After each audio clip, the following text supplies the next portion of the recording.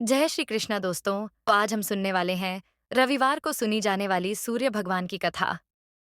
सूर्य भगवान की कथा सुनने से आपके घर में सुख समृद्धि बनी रहती है और सूर्य देव का आशीर्वाद सदैव आप पर बना रहता है। तो चलिए कथा शुरू करते हैं।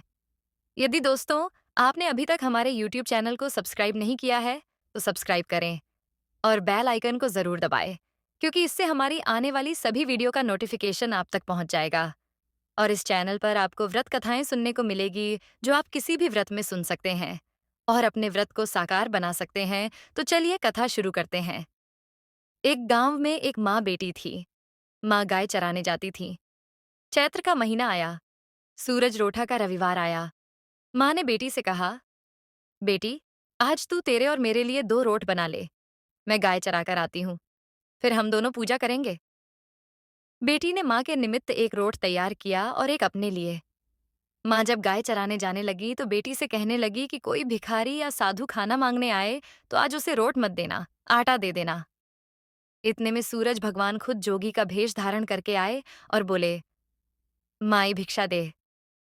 जब बेटी ने आटा दिया तो साधु ने उसे श्राप देने का भय दिखाया तो वह डर गई। उसने नीचे वाले रोट में से एक टुकड़ा तोड़कर साधु को दे दिया। वह रोट उसकी माँ के पेटे का था। जब उसकी माँ गाय चराकर घर वापस आई और पूजा करने बैठी, जैसे ही माँ ने रोट खंडित देखा तो वह पागल हो गई और बेटी को झाड़ू और लकड़ी से मारने लगी। बेटी जान बचाने के लिए वहां से भाग गई और जंगल में एक पीपल के पेड़ पर जाकर बैठ गई। वहां बैठकर रोने लगी। ऐसे 2-3 दिन निकल गए। वह भूखी प्यासी पेड़ पर बैठी रही तो सूरज भगवान को उस पर दया आई।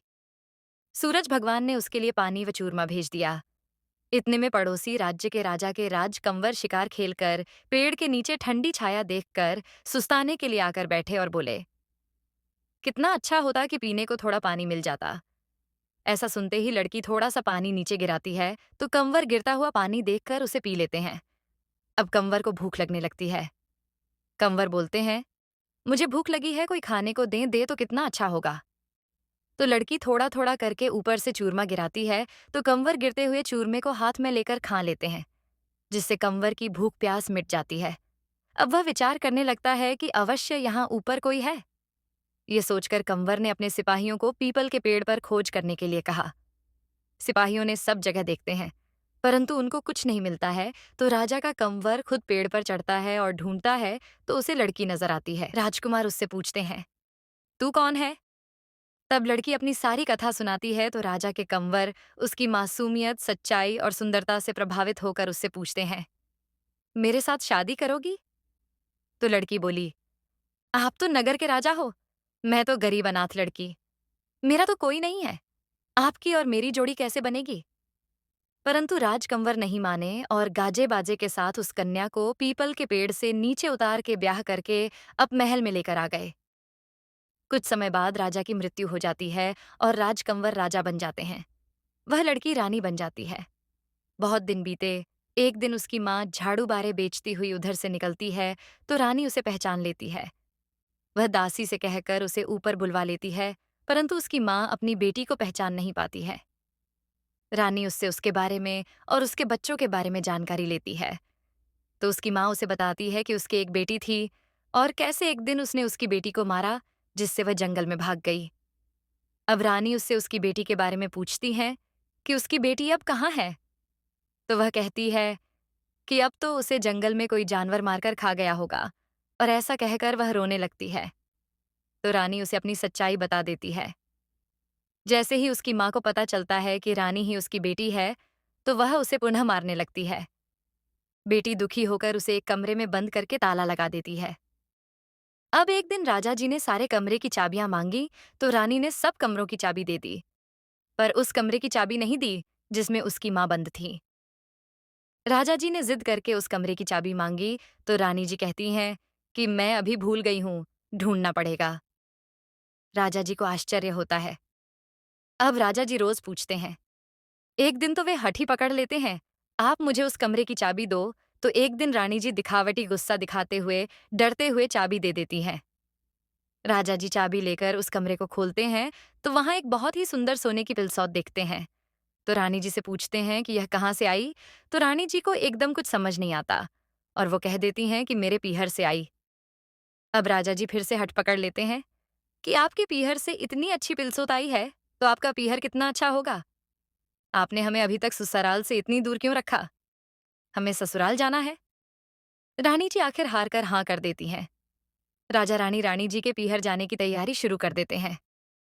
रानी सूरज भगवान से विनती करती है कि हे सूरज भगवान, म्हारे लिए 3 दिन का पीहर वासा दे दो। तो सूरज भगवान उन्हें 3 दिन का पीहर दे देते हैं। अब रानी जी राजा जी को अपने पीहर ले जाती हैं। वहां उनके भाई भाभी भतीजे भतीजी और खूब बड़ा परिवार होता है।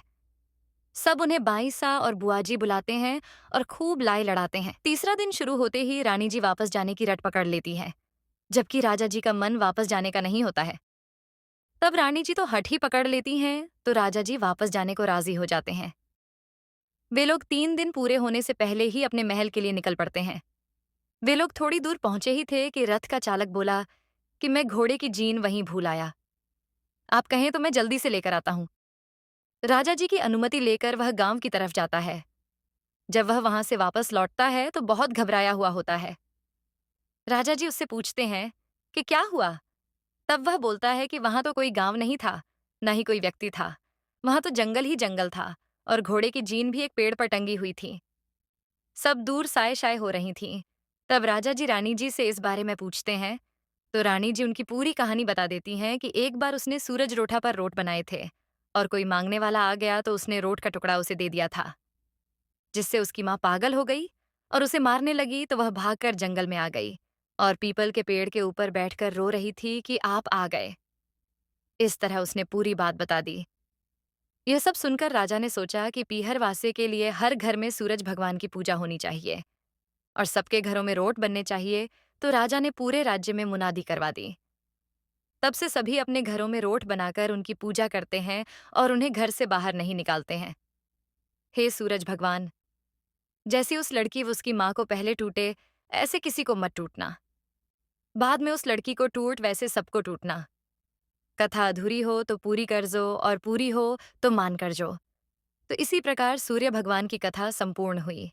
यदि कथा अच्छी लगी हो तो वीडियो को लाइक करो और ऐसी ही कथा सुनने के लिए हमारे YouTube चैनल को सब्सक्राइब करें।